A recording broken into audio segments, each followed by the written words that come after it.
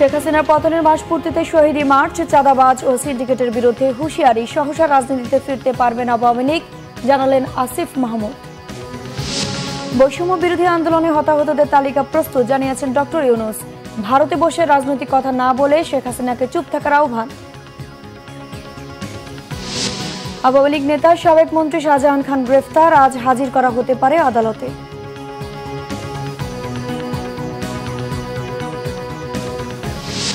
প্রশ্নবিদ্ধ জাতীয় নির্বাচনের মাধ্যমে শেখ হাসিনার ক্ষমতা দীর্ঘায়িত করার কুশীলব হাবিবুল আউয়াল কমিশনের পদত্যাগ, বিদায়কালে দিলেন সুষ্ঠু নির্বাচনের নানা ছবক। দেখছিলেন ক্রাউন সিমেন্ট সংবাদ শিরোনাম, এবার বিস্তারিত। তারুণ্যের পদভারে দেশ জুড়ে ফের প্রকম্পিত হল রাজপথ। ছাত্র জনতার আন্দোলনে আওয়ামী লীগ সরকারের ক্ষমতাচ্যুতির 1 মাস পূর্তি উপলক্ষে বৈষম্য বিরোধী ছাত্র আন্দোলনের শহীদী মার্চ রাজধানীতে রূপ নেয় জনসমুদ্রে। বেলা 4:45টার দিকে ঢাকা বিশ্ববিদ্যালয়ের রাজু ভাস্কর্য থেকে এই মার্চ শুরু হয়।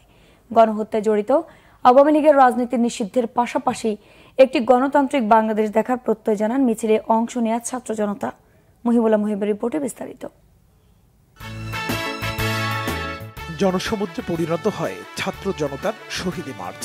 নেতৃত্ব দেন বৈষম্য বিরোধী ছাত্র আন্দোলনের শীর্ষ নেতারা। বেলা 2টার দিকে ঢাকা বিশ্ববিদ্যালয়ে শহীদী মার্চ কর্মসূচিতে অংশ নিতে দলে দলে হাজারো ছাত্র জনতা জড়ো হন। রাজধানীর বিভিন্ন শিক্ষা প্রতিষ্ঠানের শিক্ষার্থীরা থেকে শুরু করে নানা শ্রেণী পেশার মানুষ মার্চে অংশ নিতে ঢাকা বিশ্ববিদ্যালয় এলাকায় আসেন। তাদের বেশিরভাগের হাতে ছিল বাংলাদেশের জাতীয় পতাকা।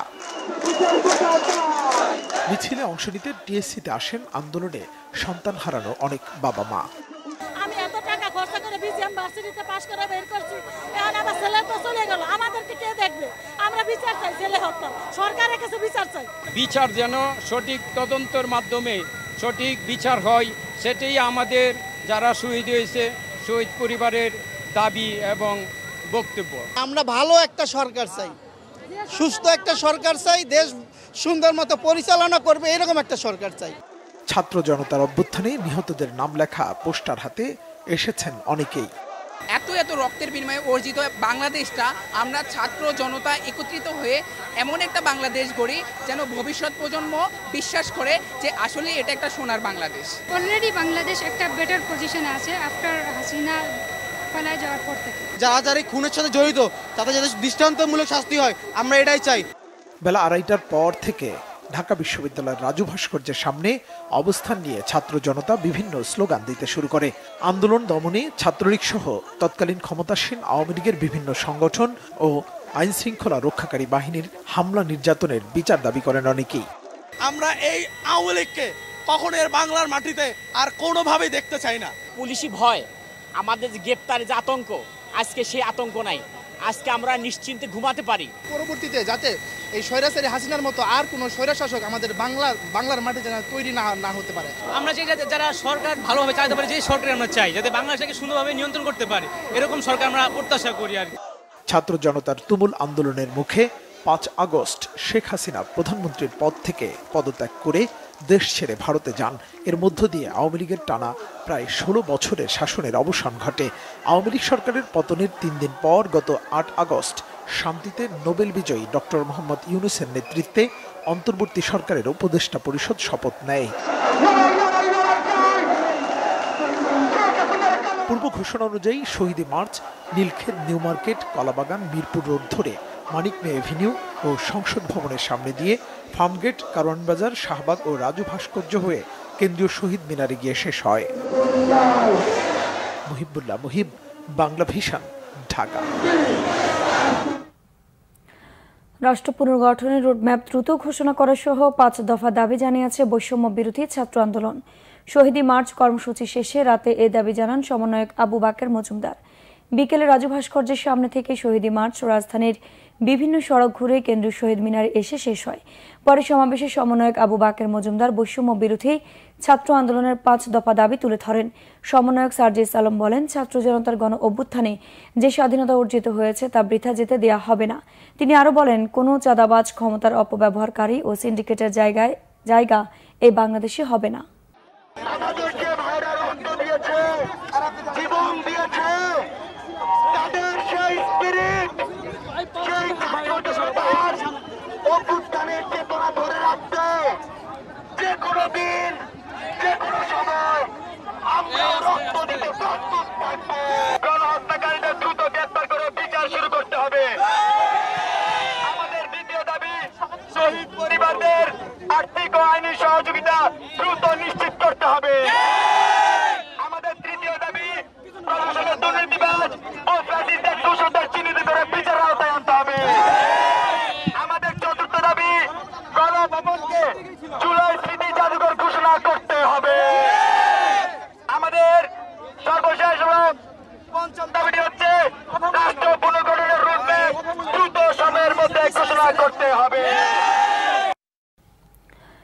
গণহত্যা সম্পূর্ণ বিচার না হওয়া পর্যন্ত আওয়ামী লীগ দল বা জোটের পুনর্বাসনের সুযোগ নেই বলে জানিয়েছেন অন্তর্বর্তীকালীন সরকারের উপদেষ্টা আসিফ মাহমুদ।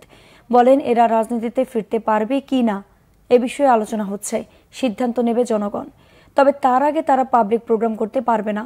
গণভবনকে জুলাই গণ অভ্যুত্থানের স্মৃতি জাদুঘর হিসেবে গণমানুষের জন্য উন্মুক্ত রাখার সিদ্ধান্তের কথাও জানান আসিফ মাহমুদ। রুকনুজ্জামানের রিপোর্ট। ছাত্র জনতার অভ্যুত্থানের 1 মাস পূর্তি এবং উপদেষ্টা পরিষদের বৈঠক নিয়ে বৃহস্পতিবার রাজধানীর ফরেন সার্ভিস একাডেমিতে ব্রিফ করেন অন্তর্বর্তীকালীন সরকারের উপদেষ্টা আসিফ মাহমুদ। ব্রিফিংয়ে অভ্যুত্থানে নিহতদের স্মরণে সম্মেলন, আহতদের চিকিৎসা, গণভবনকে জুলাই অভ্যুত্থানের স্মৃতি জাদুঘর করা সহ উপদেষ্টা পরিষদে নেয়া নানা সিদ্ধান্ত সম্পর্কে জানান সরকারের এই উপদেষ্টা।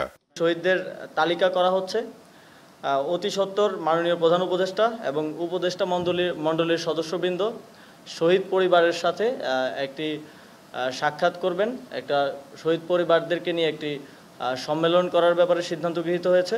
এই গণভবনকে যেহেতু এদেশের মানুষ ছাত্র জনতা একটা অভ্যুত্থানের মাধ্যমে জয় করেছে, এটিকে জনগণের জন্য উন্মুক্ত করে দেয়া হবে এবং এই জুলাই গণ অভ্যুত্থানের স্মৃতিকে, শহীদদের স্মৃতি এবং বিগত ফ্যাসিবাদী সরকারের আমলে যত অন্যায় অবিচার হয়েছে সব কিছুর স্মৃতি সংরক্ষণ করার জন্য গণভবনকে জুলাই গণ অভ্যুত্থান স্মৃতি জাদুঘর হিসেবে প্রতিষ্ঠা করা হবে। শ্রমিক অসন্তোষ নিয়ে সরকারের উদ্যোগের কথাও জানান আসিফ মাহমুদ। সকল স্টেক হোল্ডারদের সাথে দফায় দফায় আলোচনা হয়েছে এবং সে বিষয়ে ক্যাবিনেটে আজকে আলোচনা হয়েছে এবং আপনারা জানেন আজকে পরিস্থিতি মোটামুটি নিয়ন্ত্রণে আছে এবং শ্রমিকদের যে কোনো সমস্যা সমাধানের জন্য একটা রিভিউ কমিটি শ্রম মন্ত্রণালয়ের অধীনে করার বিষয়ে সিদ্ধান্ত হয়েছে। খুব দ্রুতই সেই রিভিউ কমিটিটি ঘোষণা করা হবে যাতে শ্রমিকরা তাদের সকল দাবি দাওয়া নিয়ে সেই রিভিউ কমিটির কাছে দিতে পারে এবং রিভিউ কমিটি কনসার্ন মিনিস্ট্রি বা কনসার্ন অধিদপ্তর কিংবা পরিদপ্তরের মাধ্যমে সেই সমস্যা দ্রুত সমাধানের জন্য কাজ করে যাবে। ছাত্র গণ আন্দোলনের নেতা থেকে সরকারের উপদেষ্টা হওয়া আসিফ সংবাদ সম্মেলনে জানান, স্বৈরাচারের পুনর্বাসনের জন্য অনেকেই নানা কর্মসূচি দিয়ে চেষ্টা করছে। এ বিষয়ে অন্তর্বর্তীকালীন সরকারের অবস্থান পরিষ্কার করেন আসিফ মাহমুদ। আমরা মনে করি বিচারের আগ পর্যন্ত, সম্পূর্ণ বিচার নিশ্চিত না হওয়া পর্যন্ত ফ্যাসিবাদীদের পুনর্বাসনের আর কোনো সুযোগ নেই।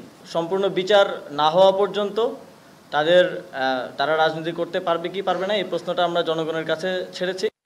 তবে আমরা মনে করি যে কোনো পাবলিক প্রোগ্রাম করার ক্ষেত্রে এই বিষয়ে সরকারের পক্ষ থেকে আমরা ভাবছি সেটাকে কিভাবে বাস্তবায়ন করা হবে সেটা এখনও সুনির্দিষ্টভাবে আলোচনা হয়নি।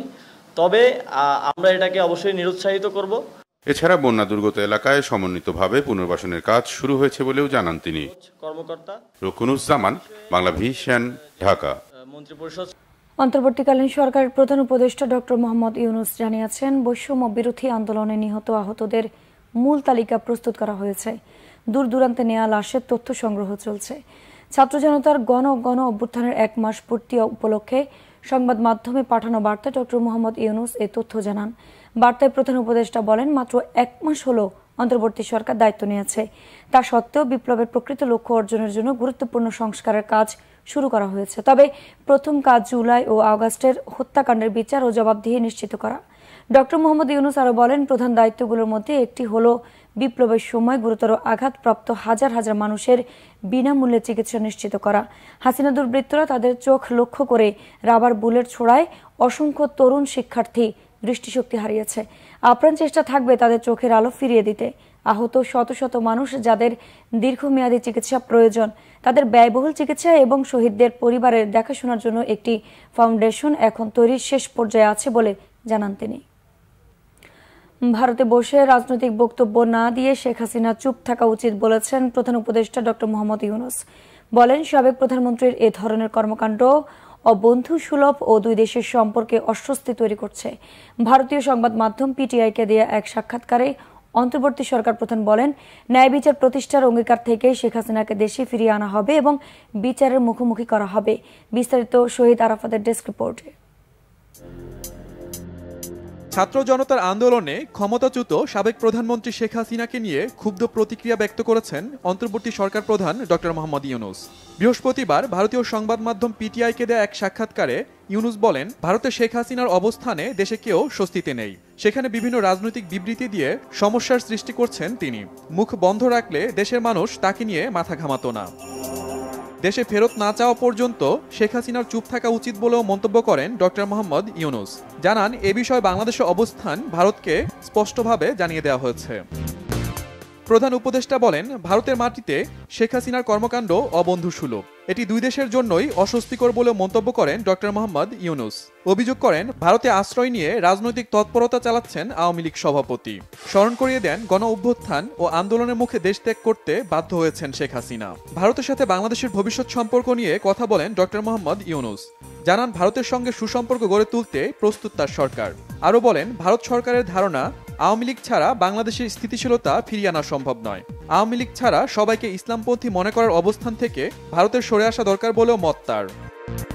বাংলাদেশের সম্প্রতি হিন্দু ধর্মাবলম্বীদের ওপর হামলার অভিযোগ এবং এই ঘটনায় ভারতের উদ্বেগের বিষয়টিকে ডক্টর ইউনূস নিতান্ত একটি অজুহাত হিসেবে উল্লেখ করেছেন। বলেন, ঘটনাটিকে অতিরঞ্জিত করা হয়েছে। 5 আগস্ট পদত্যাগ করে দেশ ছেড়ে ভারতে আশ্রয় নেন সাবেক প্রধানমন্ত্রী শেখ হাসিনা। তার কূটনৈতিক পাসপোর্ট বাতিল হওয়ায় ভারতে কতদিন থাকতে পারবেন তা নিয়ে ধোঁয়াশা কাটছে না। শহীদ আরাফাত, বাংলাভিশন নিউজ ডেস্ক। সাবেক নৌ পরিবহন মন্ত্রী ও আওয়ামী লীগের সভাপতি মণ্ডলীর সদস্য শাহজাহান খানকে গ্রেফতার করা হয়েছে। রাতের রাজধানী ধানমন্ডি থেকে গ্রেফতার করা হয় তাকে। মধ্যরাত থেকে গ্রেফতার করে ঢাকা মহানগর গোয়েন্দা পুলিশ। ডিএমপির অতিরিক্ত কমিশনার রেজাউল করিম বিষয়টি গণমাধ্যমকে নিশ্চিত করেছেন। তবে তাকে কোন মামলায় গ্রেফতার করা হয়েছে সে বিষয়ে স্পষ্ট করেনি পুলিশ। আজ তাকে আদালতে হাজির করা হতে পারে। শাহজাহান খান ক্ষমতাচ্যুত আওয়ামী লীগ সরকারের 2009 থেকে 14 মেয়াদকালে নৌ পরিবহন মন্ত্রণালয়ের মন্ত্রী হিসেবে দায়িত্ব পালন করেন। তিনি পরিবহন শ্রমিক আন্দোলনের একজন শীর্ষ নেতা। তিনি বিভিন্ন সময়ে মাদারীপুর 2 আসন থেকে সংসদ সদস্য নির্বাচিত হয়েছিলেন। রাজধানী ঢাকা সহ দেশের যে কোনো স্থানে বিএনপির বিভিন্ন সভা সমাবেশ পণ্ড করতে তার ইন্ধনে পরিবহন ধর্মঘট করার বিষয়টি ব্যাপকভাবে আলোচিত সমালোচিত বিষয়ে পরিণত হয়েছিল। প্রশ্নবিদ্ধ জাতীয় নির্বাচন করে শেখ হাসিনাকে ক্ষমতায় বসানোর সহযোগী প্রধান নির্বাচন কমিশনার কাজী হাবিবুল আউয়াল পদত্যাগ করেছেন। রাষ্ট্রপতি বরাবর লিখিত পদত্যাগপত্র নির্বাচন কমিশন সচিবের কাছে দিয়েছেন তিনি। অন্য কমিশনাররাও একইভাবে পদত্যাগ করেছেন।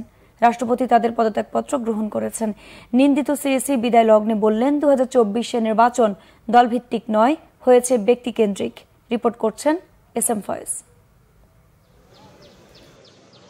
দেশের সংবিধানকে ঢাল বানিয়ে পতন হওয়া শেখ হাসিনা সরকারের ছকে 2024 সালে জাতীয় নির্বাচনে ভোট গ্রহণ হাবিবুল আউয়ালের নির্বাচন কমিশনের।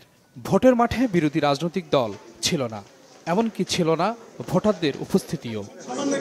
তারপরও দিন শেষে অনৈতিক এমন ভোটের পক্ষেই সাফাই গাইল নির্বাচন কমিশন। ভোটারের উপস্থিতি কম কি বেশি সেগুলো আমি কিছুই জানি না। আমি এসে আমার ভোটটা দিয়ে গেছি, এতটুকুই জানি। অপেক্ষা করুন, সেটা আমি এই ছাত্র জনতা আন্দোলনে শেখ হাসিনা সরকারের পতনের পর পদ আঁকড়ে ধরে আবারও নির্বাচন নিয়ে সংবিধানকে সামনে আনার চেষ্টা ছিল সদ্য পদত্যাগী হাবিবুল আউয়ালের। কিন্তু এবার আর কোনো নির্বাচনের আয়োজনের সুযোগ পেলেন না তারা। বৃহস্পতিবার আগারগাঁয়ে নির্বাচন কমিশন ভবনে সংবাদ সম্মেলন করে জানান পদত্যাগের কথা। সংবাদ সম্মেলনে উপস্থিত ছিল না অন্য 2 কমিশনার। আমি সহ মাননীয় কমিশনারগণ দেশের পরিবর্তিত বিরাজিত অবস্থায় পদত্যাগ করতে মনস্থির করেছি। আমরা উদ্যয়ী পদত্যাগপত্র মহামান্য রাষ্ট্রপতির সমীপে উপস্থাপনের নিমিত্ত কমিশনের সচিব মহোদয়ের হাতে দেব। দুজন সদস্য এখানে উপস্থিত নাই, তারা কি পদত্যাগ করছেন? না,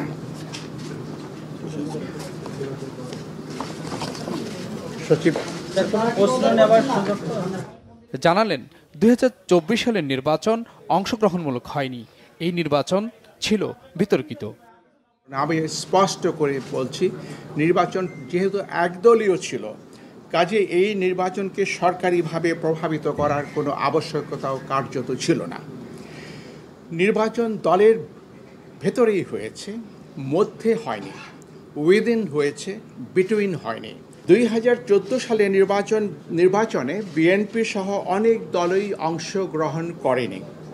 ফলে সেই নির্বাচনও 2024 সালের অনুরূপ অন্তর্ভুক্তিমূলক তথা ইনক্লুসিভ ছিল না। উপনির্বাচন সহ জাতীয় সংসদের মোট ৩১৮টি আসনে কমিশন নির্বাচন করেছে। দলীয়ভাবে ইনক্লুসিভ না হওয়ার কারণে নির্বাচন বিতর্কিত হয়েছে। এটি সঠিক এবং যৌক্তিক। প্রতিটি সাধারণ নির্বাচন নির্দলীয় তত্ত্বাবধায়ক সরকারের অধীনে অনুষ্ঠিত হলে উদ্দেশ্য অর্জন আরও সুনিশ্চিত হতে পারে। বিতর্কিত নির্বাচনের জন্য কাজী হাবিবুল আওয়াল, KM নুরুল হুদা ও কাজী রকিবউদ্দিনকে কাঠগড়ায় দাঁড়াতে হবে কিনা তা সময়ই বলে দেবে। SM Foyez, Bangla Vision, Dhaka. সংবিধান লঙ্ঘন করে শেখ হাসিনা নির্বাচনকে বৈধতা দেওয়ার অভিযোগে রকিব, হুদা ও আউয়াল কমিশনকে কাঠগড়ায় দাঁড় করানোর আহ্বান জানিয়েছেন বিএনপি নেতারা। কেবল পদত্যাগ নয়, বর্তমান কমিশনের সবাইকে আইনের আওতায় আনার দাবি জানান তারা। রিপোর্ট জাহাঙ্গীর আকন্দের। জাতীয় প্রেস ক্লাবের সামনে আলাদা দুই অনুষ্ঠানে বিএনপি নেতারা বলেন, ছাত্র জনতার গণ অভ্যুত্থান দমনে আওয়ামী লীগ সরকারের চালানো গণহত্যা বিশ্বে নজিরবিহীন। হত্যার হুকুমদাতা শেখ হাসিনা সহ জড়িতদের দ্রুত বিচার না হলে শহীদদের আত্মা শান্তি পাবে না। আওয়ামী লীগের সুবিধাভোগীরা প্রশাসনে ঘাপটি মেরে বসে আছে। এরাই অন্তর্বর্তীকালীন সরকারকে বিতর্কিত করার নানা ষড়যন্ত্র করছে বলে অভিযোগ তাদের। পুলিশ কর্মকর্তারা আজকে যারা গ্রেপ্তার হচ্ছেন, আপনাদেরকেও বলেছিলাম শেখ হাসিনা কিন্তু পালায়ে যাবে, আপনাদেরকে সেই হেলিকপ্টারে নিবে না। যখন মামলা হবে সেই মামলাও কিন্তু আপনারাই ফাঁসবেন। কাজেই এখনো সময় আছে, এখনো সময় আছে। প্রশাসন সহ বিভিন্ন জায়গায় যারা আছেন, আপনারা কোনো ষড়যন্ত্রের শিকার হবেন না। এই খুনি হাসিনার ক্ষমা নাই। খুনি হাসিনাকে বাংলাদেশে এনে বিচার করতে হবে। এদিকে নয়াপল্টনের কেন্দ্রীয় কার্যালয়ে সংবাদ সম্মেলন করে এগ্রিকালচারিস্ট অ্যাসোসিয়েশন অব বাংলাদেশ অ্যাব। এতে বিএনপির সিনিয়র যুগ্ম মহাসচিব রুহুল কবির রিজভী বলেন, ছাত্র জনতার বিপ্লবের মধ্য দিয়ে গঠিত ঐক্যে যারা ফাটল তৈরির চেষ্টা করছে তারা পতিত স্বৈরাচারের দোসর হিসেবে চিহ্নিত হবে। নাম উল্লেখ না করে জামায়াতের আমিরের সাম্প্রতিক বক্তব্য নিয়েও কথা বলেন তিনি। কেউ কেউ বলেন এক জালিম চলে গেছে, আরেক জালিম আসতে আমরা দেব না, তাকে ঠেকাতে হবে। কাদেরকে উদ্দেশ্য করে আপনারা বলছেন ভারতের সাথে সুসম্পর্ক করতে হবে? এতদিন আপনারা এটা চিন্তা করেননি কেন? সুসম্পর্ক করেননি কেন? আবার বলছেন পতিত স্বৈরাচারকে ক্ষমা করে দেবে। এই যে কথাগুলো, এই কথাগুলো তো এই গণতান্ত্রিক আন্দোলনে কত ছাত্র জনতা, রাজনীতিবিদ, শ্রমিক, মেধাবী ছাত্র আবরার থেকে শুরু করে এই যে ফাইয়াজ, আবু সাইদ, মুগ্ধ, এদের শহীদি আত্মদানের সাথে এটা কি বেইমানি হয় না?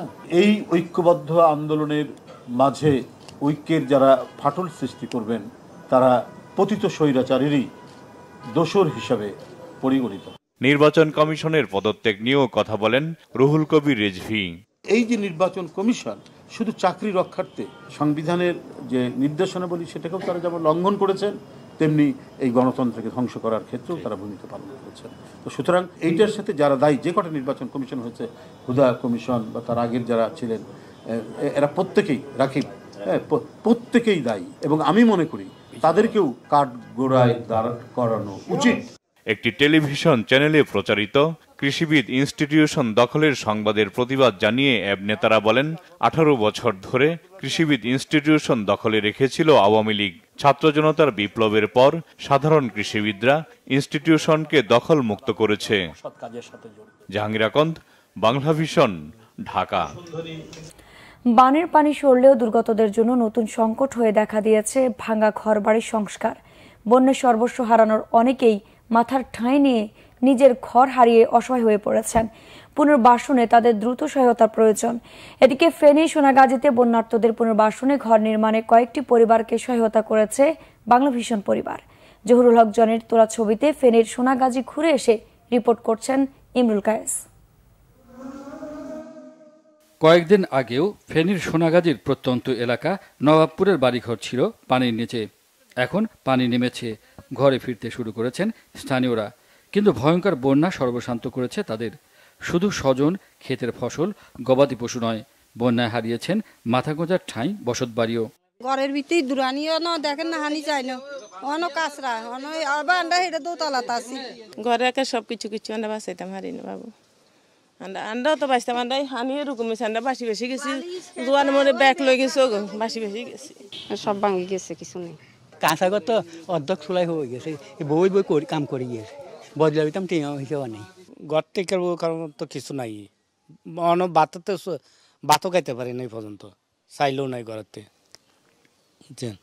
আর ঘর তো কেমনি ঠিক করবো আল্লাহ ছাড়া কেউ জানে না কেউ সহযোগিতা করলে আল্লাহর তরফ থেকে হয়ে যাবে ইনশাল্লাহ মেজো বাচ্চারও জ্বর কাশি এগুলা এখন আমরা ওষুধপত্র কিনে নি খাওয়াতে পারতেছি না আমরা অনেক দুঃখী আছি অনেক বন্যায় ক্ষতিগ্রস্ত মানুষের সহায়তায় হাত বাড়িয়েছে পুরো দেশের মানুষ তাই ক্ষতি সামলে ঘুরে দাঁড়ানোর চেষ্টা চলছে স্থানীয়দের জীবনযুদ্ধের এমন ক্ষণে ক্ষতিগ্রস্ত মানুষের পাশে দাঁড়িয়েছে বেসরকারি টেলিভিশন চ্যানেল বাংলা ভিশন পরিবার প্রত্যেক ফ্যামিলিতে যেন পৌঁছায় ওইভাবে মানে এখান থেকে তালিকা দিয়ে পাঠিয়ে দিছি বাড়িতে সবাই পাইছে আর বাংলা ভিশনকে স্পেশাল ধন্যবাদ আসছে আর শুকনো খাবার তো আমরা আগে থেকে পাইছি এখন ধরেন যে চাল ডাল এগুলোর প্রয়োজন ছিল এখন যেগুলো আপনারা নিয়ে আসছেন চাল ডাল পেঁয়াজ আলু এগুলো এখন দরকার ছিল যেটা আপনারা দিচ্ছেন আর কি ধন্যবাদ জানাই আমরা স্বেচ্ছাসেবক এই পক্ষ থেকে বাংলা ভিশনকে কিছু ঘর বাড়ির যে নষ্ট হয়েছে কিছু ঘর বাড়ির সংস্কারের জন্য বাংলা ভিশন খোঁজখবর নিয়ে এখানে বিশেষ কিছু অনুদান দেওয়ার জন্য এলাকাবাসী উপকৃত হয়েছে আমাদের আসলে এই মুহূর্তে পুনর্বাসন দরকার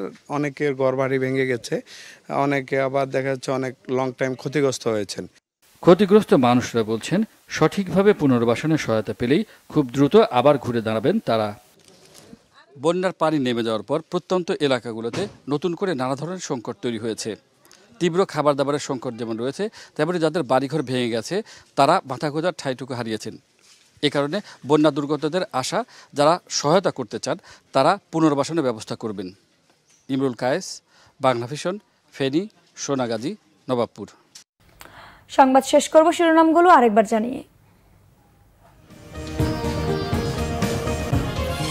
শেখ হাসিনা পতনের মাস পূর্তিতে শহীদী মার্চ চাঁদাবাজ ও সিন্ডিকেটের বিরুদ্ধে হুঁশিয়ারি সহসা রাজনীতিতে ফিরতে পারবেন আওয়ামী লীগ জানালেন আসিফ মাহমুদ বৈষম্য বিরোধী আন্দোলনে হতাহতদের তালিকা প্রস্তুত জানিয়েছেন ডক্টর ইউনূস ভারতে বসে রাজনৈতিক কথা না বলে শেখ হাসিনাকে চুপ থাকার আহ্বান আওয়ামী লীগ নেতা সাবেক মন্ত্রী শাহজাহান খান গ্রেফতার আজ হাজির করা হতে পারে আদালতে